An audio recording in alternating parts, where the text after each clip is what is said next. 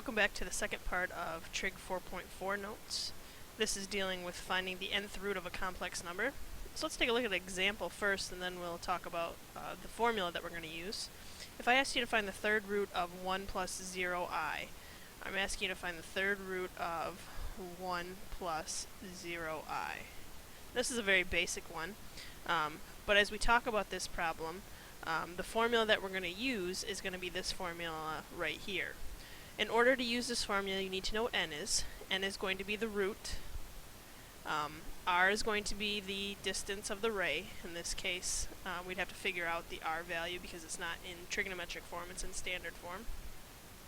Theta will be the angle that we are in the correct quadrant. 2 pi times k. K is going to be 0, 1, 2, 3, 4, and so on. 1 less than whatever the n value is. So for our example here, if we're taking the third root, we're going to use k values of 0, 1, and 2. We'll stop at 2 because that's 1 less than n. And then we'll divide this by n, and you'll notice this is going to be the same process over here. Again, when we use this formula, our problem has to be in trigonometric form. We're going to notice that that's going to be an issue with this first example here. So, one more thing that I want to talk about with this formula is that we've got a 2 pi up here. If you found your angle in degrees, you could substitute 2 pi for 360 degrees. You can use the formula like that as well. I'll try to show you both ways so you can see it being used both ways. You're going to find it's going to be much easier to use it with a 360 degrees than it would be with the 2 pi.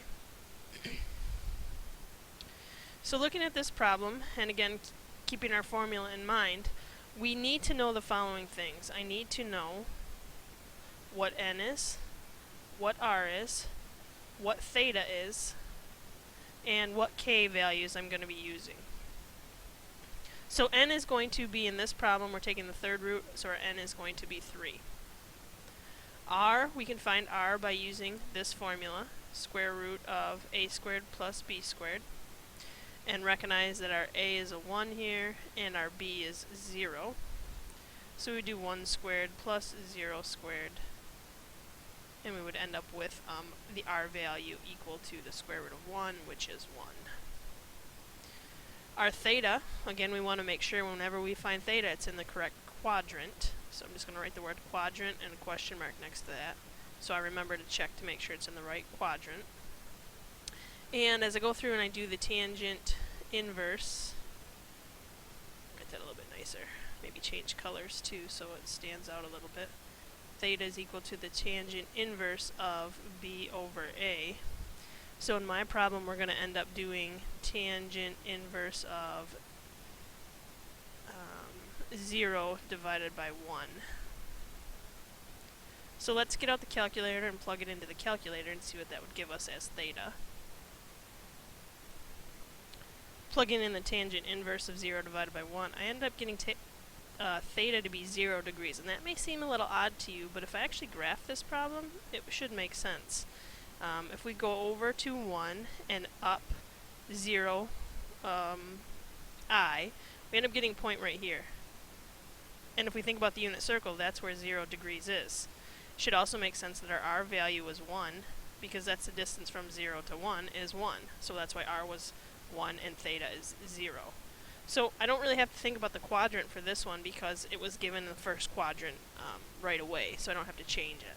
But keep the idea of the quadrant in mind to make sure you're using the right theta. And then finally our k value will be 0, 1, and 2 because we want to stop one shy of the n value. So let's plug this into the formula. So I'm going to take the third root of 1. I'm going to times that by the cosine of 0 plus, because I use 0 degrees, I'll use 360 times the k value, which the first k value would be 0, over n, which is 3. Now if I finish this off, it says I sine of the same thing. So if I go through and calculate this first, I can find that and then just plug that answer in over here. So again, I'm using this part of the formula, and it's going to be exactly the same as this. But again, I changed my 2 pi to 360 degrees. So this is going to give me 0 for my angle. So if we finish it, it would be the third root of 1, which is 1, times the cosine of 0 plus I sine of 0. And again, we probably want to give our answer in trigonometric form. Excuse me, it is in trigonometric form, so we want to give it in standard form. And the cosine of 0, if I go to the unit circle, would be a 1. And the sine of 0 is 0. So this would be 0i. When we times it by 1, we end up with 1 plus 0i, which is just 1. And this is our answer when we use the k equal to 0. Now what we have to do is we have to do this again for a 1 and again for a 2. So doing this again,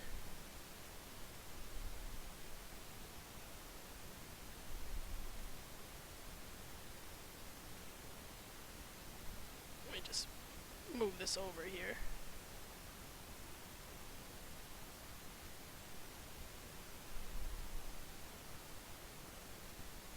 Okay, I had to make some more room on my sheet here, so I took off the k equals 0. We'll do this problem again with k equals 1. So plugging it into the formula, we would say the third root of 1, which again, I don't have to go through and do that all again because I already did that, was 1. If it helps you, we'll rewrite it as third root of 1. But once you've done it for the first one, you already know what that answer is. And then we have cosine of theta, which is 0, plus 360 times 1 over 3, plus I sine whatever this answer is. Well, in the numerator, it's going to be 360 degrees. When I divide that by 3, I get 120 degrees. So really, this is going to be 1 times the cosine of 120 degrees plus I sine of 120. Again, 120 is on the unit circle, so we would want to use that value. The cosine of 120 is negative 1/2.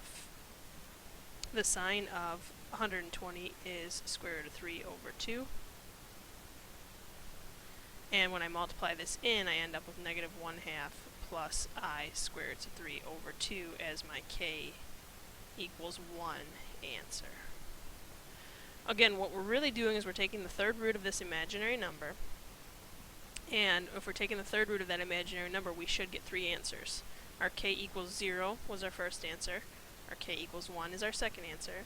We're going to have to do this again when k is equal to 2. So when k is equal to 2, we would plug in the third root of 1, and then take the cosine of 0 plus 360 times 2, and divide that by 3, plus I sine whatever that angle is. Well, this time it's going to be 720 divided by 3, which is 240 degrees. So this would be 1 times the cosine of 240 plus I sine of 240. And we would get, when we do this from the unit circle, cosine of 240 is negative 1/2. Sine of 240 is negative square root of 3 over 2. When I multiply 1 into that, I get negative 1/2 plus I...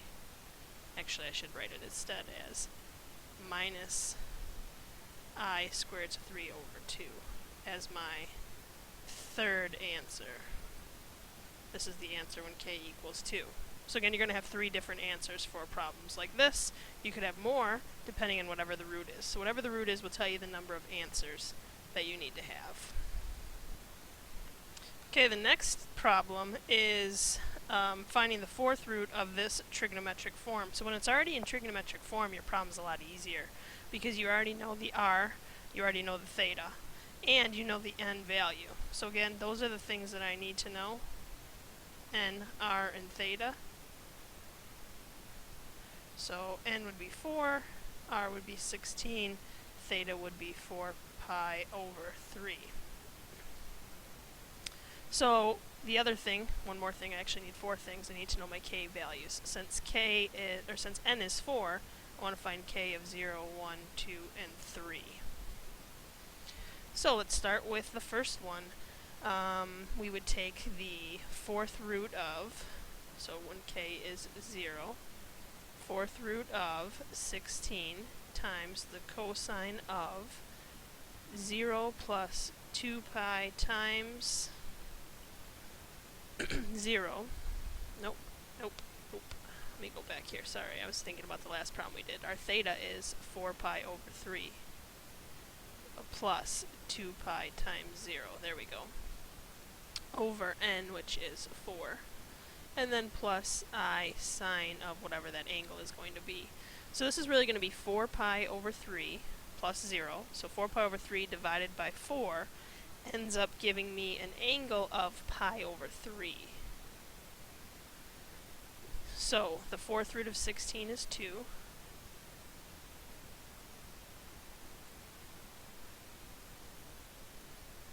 So pi over 3 is on the unit circle. Looking at the unit circle, I would see the cosine would be 1/2, and the sine would be square root of 3 over 2.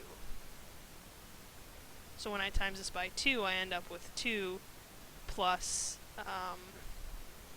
I square roots of 3 as my answer for when k is equal to 0. Let's do it when k is equal to 1. So when k is equal to 1, I already know that this answer is going to be 2, so I'm just going to put the 2 out here.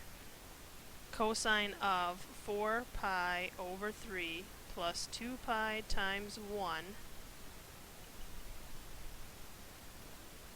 over 4. So I have to do 4 pi over 3 plus 2 pi, take that answer and then divide it by 4. I end up getting 5 pi over 6. So it would be plus I sine of 5 pi over 6. So 2 cosine of 5 pi over 6 plus I sine of 5 pi over 6. Write that a little bit neater. 5 pi over 6. Going to the unit circle, this would be negative square root of 3 over 2. The sign would be half, so it would be plus I times 1/2. Multiplying by 2, we'd end up with negative square root of 3 plus I. So that would be my answer for when k is equal to 1. Let's do it again for when k is equal to 2. So again, we already knew that this was going to be a 2 on the outside. Cosine of 4 pi over 3 plus 2 pi times 2, all divided by 4, plus I sine whatever that angle is. So when I do 4/3 pi plus 4 pi, and then I divide that by 4, I end up now with 4 pi over 3.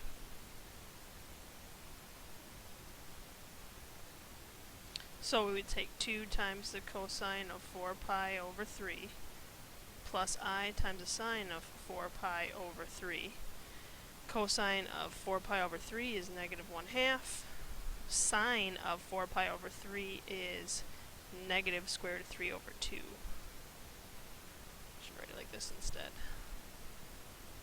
Minus I square root of 3 over 2.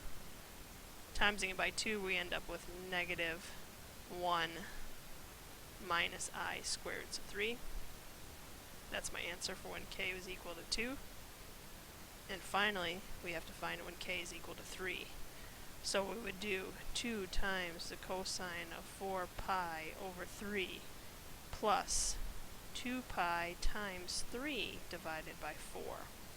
So when I do 4 pi over 3 plus 6 pi, and then divide that by 4, I end up with 11 pi over 6.